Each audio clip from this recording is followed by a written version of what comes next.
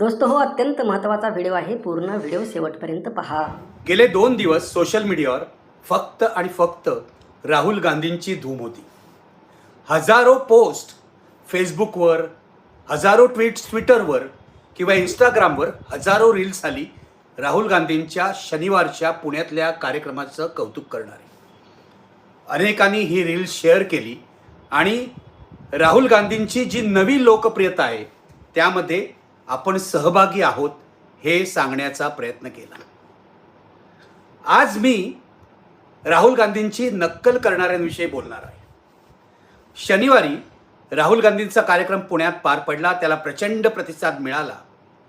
कदाचित याचा अंदाज असल्यामुळे किंवा हे पाहून 24 तासांच्या आत, ऐका, 24 तासांच्या आत मुख्यमंत्री देवेंद्र फडणवीस यांनी नागपूरला जेन झीशी संवाद आयोजित केला. हा संवाद अक्षरशः फ्लॉप झाला. याचं कारण इथे नक्कल चालत नाही. तुम्हाला काय म्हणायचं आहे ते स्वतंत्रपणे म्हणा, वेगळ्या प्रकारे म्हणा, पण राहुल गांधी एक यशस्वी कार्यक्रम पुण्यात करतात म्हणून मी त्याला नागपूरला उत्तर देणार आहे असा फडणवीसांनी उपद्व्याप घातला म्हणून तो खड्ड्यात गेला, हे लक्षात ठेवा. हाच तर प्रॉब्लेम आहे भाजपचा. फडणवीस हा उपद्व्याप का करतायत, त्यांना का गरज आहे करायची, तर केवळ पंतप्रधान नरेंद्र मोदींना खुश करण्यासाठी. मोदींनी सांगितलं रील बनवा इंस्टाग्रामवर, मोदींनी सांगितलं तरुण मुलांशी बोला, जेन झीशी बोला, जेन अल्फाशी बोला, हे धावत सुटले. याचं कारण मोदींची मर्जी मिळवणं हाच त्यांचा एकमेव उद्देश आहे. आणि मग असे हे तोंडावर पडतात जसे ते नागपूरला पडले. तुम्ही जर राहुल गांधींचा पुण्यातला कार्यक्रम आणि फडणवीसांचा नागपूरमधला कार्यक्रम यांची तुलना केली तर तुमच्या लक्षात येईल की फडणवीसांचा कार्यक्रम किती भिक्कार होता. बेकार आणि भिक्कार हे लक्षात ठेवा. याचं कारण त्याला कोणतंही नियोजन नव्हतं. राहुल गांधी जर मुलींची गर्दी जमवतात तर आम्ही ही गर्दी जमवू शकतो असं फडणवीसांना दाखवायचं असावं. गर्दी तुम्ही जमवू शकता हे बरोबर आहे, पण गर्दीची गुणवत्ता काय आहे हेही महत्त्वाचं होतं. राहुल गांधी इथे मनुस्मृतीवर हल्ला करत होते पुण्यामध्ये आणि फडणवीस ढोल ताशे वाजवणाऱ्या लोकांना जमवत होते. ढोल ताशे हीच यांची संस्कृती आहे. यांना विचारांशी काही देणं घेणं नाही आणि यांना केवळ शाखा भरवायला येतात. त्यामुळे शाखा भरवायच्या आधी जशी प्रार्थना केली जाते, जशा सूचना दिल्या जातात तशा मैदानावर दिल्या जात होत्या. ढोल ताशे वाजवणारे पथकं तिथे जमा करण्यात आली नागपूरला, जे भाजपला पैशाच्या जोरावर अगदी सहज शक्य आहे. आणि ती ओळीमध्ये उभी केली मैदान भरण्यासाठी. एक एक रांग केली ढोल ताशेवाल्यांची. तेवढ्यात पावसालाही बघून नाही, पाऊस पडायला लागला प्रचंड. त्यामुळे गडबड झाली आणि कार्यक्रम गुंडाळावा लागला, हे लक्षात घ्या. काय बोलले फडणवीस इथे? एक व्यावसायिक अशी निवेदिका तिथे आणली होती. ती प्रश्न विचारत होती, पाहुणे कोण होते, काही म्हणजे काही त्याच्यात अर्थच नव्हता. तिथे राहुल गांधी मुलींची मनोगत, मुलींना बोलण्यासाठी प्रोत्साहन देत होते, मुलींना बोलतं करत होते आणि पुरुषसत्तेविरुद्ध बोलत होते, पितृसत्तेविरुद्ध बोलत होते, मुलींचं शोषण कसं होते सांगत होते, मुलींवर अत्याचार कसे होतात हे सांगत होते, स्त्री भ्रूण हत्या भारतामध्ये किती 4 लाख होतात दर महिन्याला हे सांगत होते. आणि ते फडणवीस काय बोलत होते म्हणजे फडणवीस इतके हास्यास्पद ठरतील असं मला तरी वाटलं नव्हतं. जर एखादं तुफान येत आहे, राजकीय तुफान, तर आपण गप्प बसायचं ना, काही दिवस गप्प बसायचं हे तुफान ओसरेपर्यंत. पुण्यात जे आलं ते राहुल गांधींचं तुफान होतं. पुण्यात राहुल गांधींना मुलींनी अक्षरशः डोक्यावर उचलून घेतलं, हे लक्षात ठेवा. त्याच्या तुलनेत फडणवीसांचा कार्यक्रम ज्यामध्ये उत्साह नाही, ज्यामध्ये कोणतं संयोजन नाही. फडणवीस काय बोलले?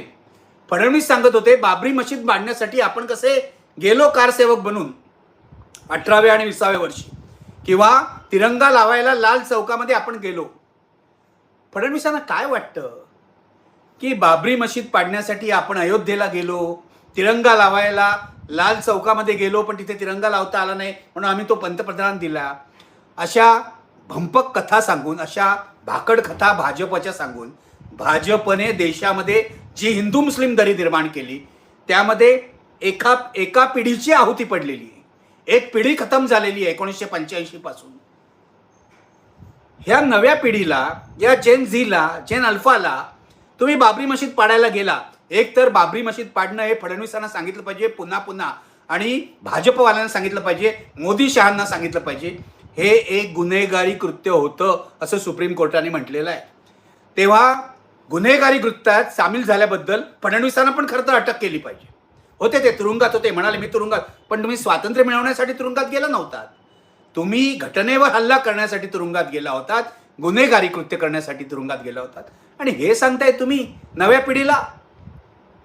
काय म्हणजे फडणवीसांचं भान सुटलंय. पहिल्यांदा एक डॉक्युमेंटरी दाखवण्यात आली ज्यामध्ये महाराष्ट्र सरकारचा गवगवा होता, मी हे केलं, मी ते केलं. फडणवीसांचं सगळं प्रमोशन होतं. ठीक आहे, राहुल गांधींनी सुद्धा तिथे अशी डॉक्युमेंटरी दाखवली. राहुल गांधी छात्रों की गूंज असे वेगवेगळ्या शहरात करतायत वगैरे, म्हणून फडणवीसांनी ही दाखवली. अरे पण तुम्ही काय बोलता आहात? तुम्ही तरुण पिढीला कोणता कार्यक्रम देत आहात?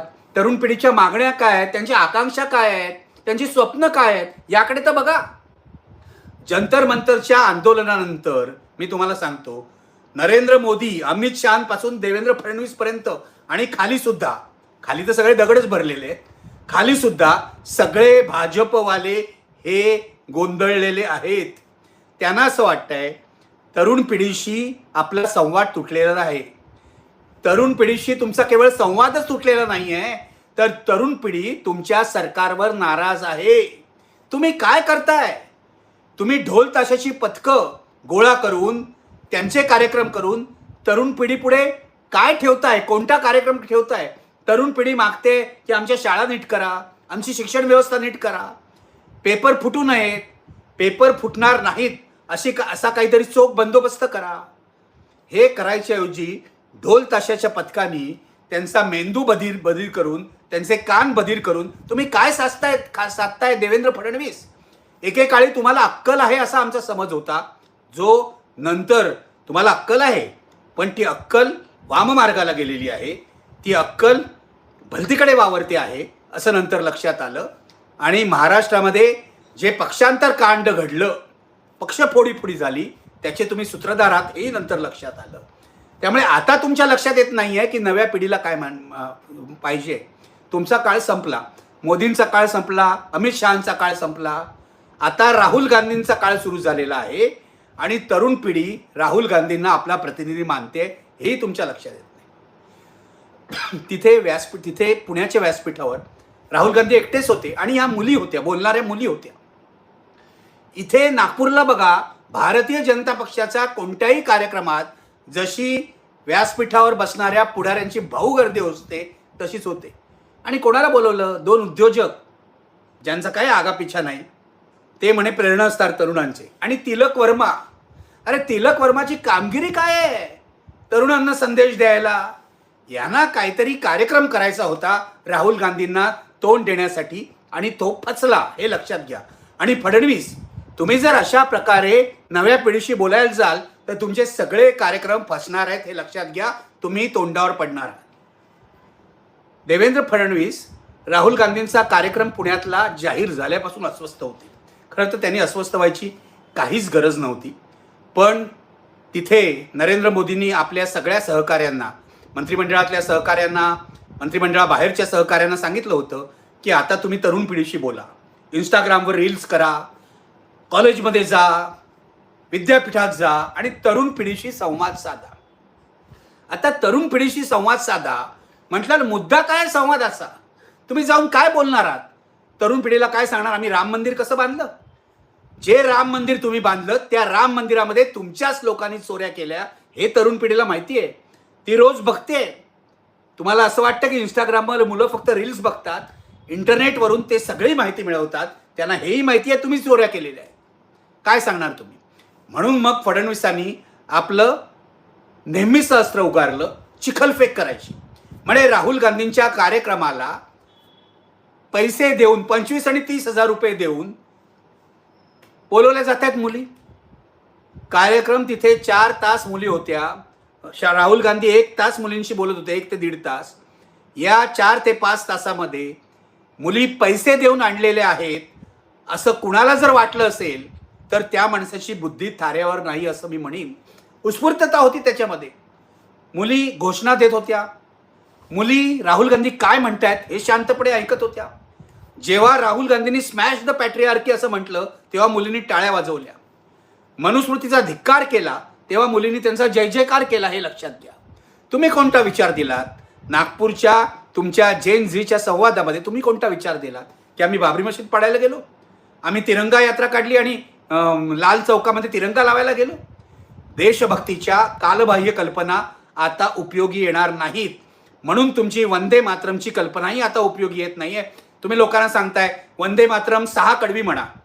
माझं तर प्रति आव्हान आहे, नरेंद्र मोदी, अमित शहा यांनी वंदे मातरमची 6 कडवी म्हणून दाखवावीत. आणि जरी तरी टेलिप्रॉम्प्टर घेतला तरी त्यांना वंदे मातरम नीट म्हणता येणार नाही, माझी खात्री आहे. नितेश राणे वगैरे तुमचे जे मवाली लोक तुम्ही जमा केलेले आहेत, पडळकर वगैरे किंवा आणखीन कोणी 4-5 लोक असतील जे मी वचावचा बोलत असतात, यांना जर वंदे मातरमचे शब्द जरी उच्चारता आले ना तरी मी काही हरायला तयार आहे. तेव्हा वंदे मातरमची मात्रा नव्या पिढीवर चालणार नाही. म्हणून यांनी मी म्हणतो की चिखलफेकीची मात्रा वापरली की 25-30 हजार रुपये देऊन, आणि आता म्हणे पोलिसांतर्फे चौकशी करणार आहेत. करा चौकशी, पोलिसांतर्फे चौकशी करा. पोलिसांना काही काम नाही महाराष्ट्रात गुन्हेगारी वाढते, महाराष्ट्रातले बलात्कार वाढत आहेत, पोलीस तुमचे नोकर आहेत. पुण्या पोलिसांनी तर तुम्ही आपले फडणवीसांचे नोकर आहोत हे सिद्ध केलं. राहुल गांधींच्या सभेला 30 अटी घातल्या त्यांनी. एवढ्या अटी नरेंद्र मोदी आणि अमित शहाच्या सभेला हे घालतात का हे विचारलं पाहिजे यांना.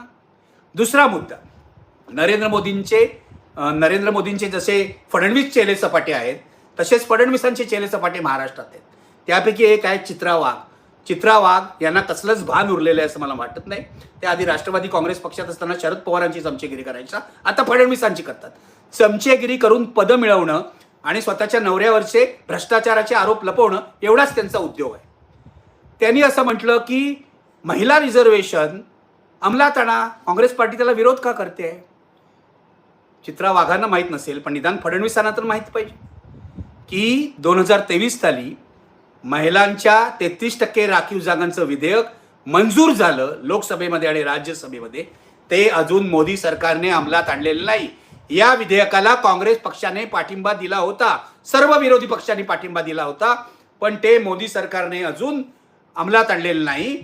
आणि यांना फक्त डिलिमिटेशनचा राजकीय खेळ करायचा आहे म्हणून हे हा जो पत्ता आहे राखीव जागांचा तो पुढे करत आहेत. राखीव जागा हे प्यादं झालेलं आहे मोदी सरकारचं. तेव्हा उगाच काँग्रेस पक्षावर आरोप करून आणि राहुल गांधींना सांगायचं तुम्ही चित्रा वाघांना उत्तर द्या. राहुल गांधी, फडणवीस तुम्हालाही उत्तर देणार नाही. चित्रा वाघ वगैरे किरकोळ लोकांना तर सोडूनच द्या. चित्रा वाघ, नितेश राणे वगैरे सगळे तुमचे जे चेले सपाटे आहेत त्यांना तुम्ही तुमच्या सेवेसाठी वापरा, यामध्ये उतरवू नका. कारण ही गोष्ट आता फार पुढे गेलेली आहे. जेन झीचा जो विचार आहे तो तुम्हाला कळलेला नाही, आजवर कळणार नाही आणि पुढेही कळणार नाही. मी तुम्हाला सांगतो, सत्ता जाईपर्यंत या लोकांना कळणार नाही. कारण फडणवीसांना हेच मान्य नाहीये की आपलं सरकार सगळ्यात भ्रष्ट सरकार आहे. विकासाच्या नावाखाली पैसा खाणं हाच उद्योग फडणवीस आणि त्यांचे सहकारी करत आहेत महाराष्ट्रामध्ये. जसं मोदी आणि त्यांचे सहकारी अडाणीची भर करत आहेत, अंबानीची भर करत आहेत, असा राहुल गांधी कायम आरोप करतात, तसंच होत आहे. आता काय यांनी उपाय काढला मी तुम्हाला सांगतो. जेन झीसाठी इंडियन एक्सप्रेसने परवाच बातमी दिली आहे. त्याच्यामध्ये त्यांनी असं म्हटलंय की आता महाराष्ट्र सरकार, मोदींनी सांगितलं ना जेन झीशी बोला, जेन झीशी संवाद करा, जेनशी आपल्या बाजूला येईल असं करा. जबाबदारी कोणावर टाकली? अमित मालवीवर, जो IT सेलचा हेड होता आणि खोट्या बातम्या पसरवण्यासाठी प्रसिद्ध होता, त्याला काढून टाकला. खरं तर काढून टाकायला पाहिजे अमित शहाना. अमित शहा हे 20 जुलैला जंतर मंतरवर झालेल्या पोलिसी अत्याचाराला जबाबदार आहेत म्हणून त्यांना काढून टाकायला पाहिजे. तर आता जेन झीला आपल्या बाजूला घ्यायला हे लोक काय करतायत मी तुम्हाला सांगतो. नव्या योजना महाराष्ट्र सरकार आखतंय. त्यामध्ये म्हणे आता मुलींना, हॉस्टेलमध्ये राहणाऱ्या मुलींना दरमहा 2,000 रुपये दिले जाणार आहेत. आता 1,500-2,000 आकडा ऐकला की आपल्या लक्षात काय येतं? आपल्याला आठवतं ते म्हणजे लाडकी बहीण योजना. आता गेले काही महिने लाडकी बहीण योजनेमध्ये हप्ता सुद्धा दिला गेलेला नाही. पण आता तरुण मुलींना म्हणे पॉकेट मनी म्हणून, आणि हे मी नाही सांगत आहे, हे चंद्रकांत दादा पाटील जे मंत्री आहेत त्यांनी जाहीर केलेलं आहे. तरुण मुलींना पॉकेट मनी म्हणून 2,000 रुपये दरमहा आम्ही देणार आहोत. त्यानंतर तरुणांना आकर्षित करणारे सिनेमे जे काढतील त्यांना अर्थसहाय्य सरकार देणार आहे. याशिवाय सगळ्यात महत्त्वाची गोष्ट म्हणजे सेव्ह सॉईल आणि सेव्ह वॉटर, पाणी वाचवा, माती वाचवा, या मेसेजच्या प्रचारासाठी जे रील्स बनवतील, बघा इंस्टाग्रामवर रील्स बनवतील, त्यांना हे लोक पैसे देणार आहेत, त्यांना बक्षिसं देणार आहेत. आता हे महाराष्ट्र सरकारचे जे उपद्व्याप चालले आहेत त्यापेक्षा एक पाऊल पुढे बिहार सरकार आहे. तिथे सम्राट चौधरी मुख्यमंत्री यांनी काय जाहीर केलं आहे की जर सरकारच्या प्रचाराची रील्स तुम्ही बनवाल आणि त्या रील्सना 1,00,000 हिट्स मिळतील तर त्या रील मेकरला 10,000 रुपये आम्ही देऊ. म्हणजे पैसे वाटा, तरुण पिढीला पैसे वाटा. आम्ही यांना 2,000 रुपये देणार, आम्ही यांना 10,000 रुपये देणार आणि यांची मतं विकत घेण्याचा प्रयत्न करणार. फडणवीस, मोदी, शहा आणि कोण तुमचा तो सम्राट आहे यांनी लक्षात ठेवावं, तरुण पिढी आता अशा आमिषाला बळी पडणार नाही. तरुण पिढीला शाळा हव्यात, तरुण पिढीला नोकऱ्या हव्यात, तरुण पिढीला स्वच्छ सांस्कृतिक वातावरण हवं आहे, तरुण पिढीला हिंदू मुस्लिम दंगा नको आहे. हे भाजपने लक्षात घेतलं पाहिजे आणि आपली धोरणं बदलली पाहिजेत. नुसते पैसे वाटून जेन झी आपल्या बाजूला येईल असा समज करून घेणं हा मूर्खपणा आहे. आणि या समजातूनच ढोल पथकांना पैसे देऊन आणलं. मी आरोप करतो, ढोल पथकांना नागपूरला पैसे देऊन, नाश्ता देऊन, जे काय आहे ते त्यांना पाहिजे ते देऊन आणलं आणि तो कार्यक्रम जो होता जेन झीशी संवाद, हा ढोल पथकांशी संवाद असा कार्यक्रम होता, तो फ्लॉप गेला. फडणवीसांच्या बुद्धीची दिवाळखोरी यातून दिसलेली आहे, हे आपण लक्षात घ्यायला पाहिजे. महत्वाची गोष्ट म्हणजे जेन झीला काय पाहिजे. जेन झीशी एका बाजूला तुम्ही विश्वासघात करताय. आता बघा, जंतर मंतरच्या आंदोलनानंतर CJPला, कॉक्रोच जनता पार्टीला तुमच्या 2 मंत्र्यांनी आश्वासनं दिली, JP नड्डा आणि जितेंद्र सिंग, की आम्ही 20 जुलैला पोलिसी अत्याचार जे झाला ते सगळे FIR मागे घेऊ आणि नंबर 2, 21 मुलांनी ज्या आत्महत्या केल्या आहेत त्यांना प्रत्येकी 1 कोटी रुपये नुकसान भरपाई देऊ. ही दोन्ही आश्वासनं पूर्ण केली नाहीत. म्हणून आता 5 सप्टेंबरला कॉक्रोच जनता पार्टीतर्फे दिल्लीत मोर्चा काढण्यात येणार आहे. म्हणजे आंदोलनं अंगावर ओढवून घेत आहेत मोदी सरकार. तुम्ही जी आश्वासनं दिलीत, शिक्षण मंत्री धर्मेंद्र प्रधानचा राजीनामा घेतलात, बाकीची 2 आश्वासनं म्हणजे FIR मागे घेण्याची, पोलीस केसेस मागे घेण्याची आणि नुकसान भरपाई देण्याची, ही तुम्ही का पूर्ण करत नाही आहात. जेन झी बरोबर संवाद करून, जेन झीला पैसे देऊन जेन झी बनणार नाही. त्यासाठी तुम्ही त्यांचा विश्वास मिळवण्याची गरज आहे. आणि हा जो प्रकार चाललेला आहे, तुम्ही दिलेली आश्वासनं न पाळण्याचा, तो विश्वासघाताचा प्रकार आहे असा आरोप आज CJPने केलेला आहे. दिल्लीमध्ये 5 सप्टेंबरला मोर्चा निघणार आहे दिल्लीमध्ये केंद्र सरकारला आपल्या विश्वासघाताची जाणीव देण्यासाठी. माझं एवढंच म्हणणं आहे फडणवीसांना, तुमचं सरकार तर बेकार आहे, एकदम बेकार आहे. कामही काही करत नाही, नुसते पैसे खातायत मंत्री. आणि हे तुम्हालाही माहिती आहे. किती घोळ झालेत हे मीडिया छापत नाहीये. पण आता मीडियावर कुणाचा विश्वास नाही, गोदी मीडिया कोणी पाहत नाही. परवाचा राहुल गांधींचा कार्यक्रम महाराष्ट्रातल्या वृत्तपत्रांनी लाजे काजेस्तव कव्हर केला. दिल्लीतल्या वृत्तपत्रांनी, बड्या वृत्तपत्रांनी त्यावर बहिष्कार टाकला तरी फरक पडला नाही. कारण आता लोक सोशल मीडियाकडे वळतात, यूट्यूबकडे वळतात, फेसबुककडे वळतात, ट्विटरकडे वळतात आणि आपली माहिती मिळवतात. त्यामुळे आता फडणवीसांनी हे लक्षात घ्यायला पाहिजे, जेन झीला जर आपल्या बाजूला वळवायचं असेल तर ही व्हॉट्सॲप जनरेशन नाही. व्हॉट्सॲपचं युग संपलेलं आहे. व्हॉट्सॲपवरून तुम्ही आजवर खोट्या बातम्या पेरल्यात, लोकांची बदनामी केलीत, हे सगळं आता मागे पडलेलं आहे. आणि तुमच्या फडणवीस सरकारची आणि केंद्रामध्ये मोदी सरकारची जी बथ्थड कामगिरी आहे ती लोकांसमोर आलेली आहे. त्यामुळे लोक असं म्हणतात, तुम्ही आम्हाला काम दाखवा ना, तुम्ही आम्हाला विकास दाखवा ना. तुम्ही ज्या विकासाच्या गप्पा मारत होतात तो विकास कुठे आहे दाखवा. साध्या शाळा नीट करा, स्कूल ठीक करू असा कार्यक्रम CJPने घेतला. तिथे भाजपच्या गुंडांनी जाऊन राजस्थानमध्ये 2 ठिकाणी CJPच्या कार्यकर्त्यांना मारहाण केली. जेव्हा राजकीय पक्षाचे कार्यकर्ते जनतेच्या आंदोलनावर असे तुटून पडतात तेव्हा तो राजकीय पक्ष पराभवाकडे प्रवास करत असतो, हे लक्षात घ्या. असाच भाजपचा प्रवास चालू झालेला आहे. फडणवीसांचं जेन झी संवाद किंवा त्यांचा जो जेन झी कार्यक्रम आहे तो फ्लॉप झाला याबद्दल मला काही आश्चर्य वाटत नाही. कॉपी करण्याचा प्रयत्न करू नका फडणवीस. काहीतरी नवं शोधून काढा. आणि सगळ्यात महत्त्वाचं म्हणजे तुम्ही मुख्यमंत्री आहात, तुम्ही सरकार चालवताय, तुम्ही काहीतरी काम करा पैसे खाण्याच्या पलीकडे. तर कदाचित कदाचित ठेवतीलच असं नाही जेन झी विश्वास, कदाचित थोडेसे जेन झी तुमच्यावर विश्वास ठेवतील. पण आज नरेंद्र मोदी, अमित शहा, देवेंद्र फडणवीस यांच्यासारखे त्यांचे नेते यांच्यावरचा जेन झीचा विश्वास उडालेला आहे. ही वस्तुस्थिती आहे. ती मान्य करण्यातच भाजपचं हित आहे. जसजसं 2029 जवळ येत आहे तसं भाजपवाले अधिकाधिक अस्वस्थ होणार आहेत आणि अधिकाधिक चुका करणार आहेत असा माझा अंदाज आहे. बघूया काय होतंय. आज दोस्तो हो, या सगळ्यावर आपलं मत नक्की कळवा. महत्त्वाचा व्हिडिओ होता, त्यासाठी तुमच्यासाठी शेअर केलेला आहे. जय महाराष्ट्र.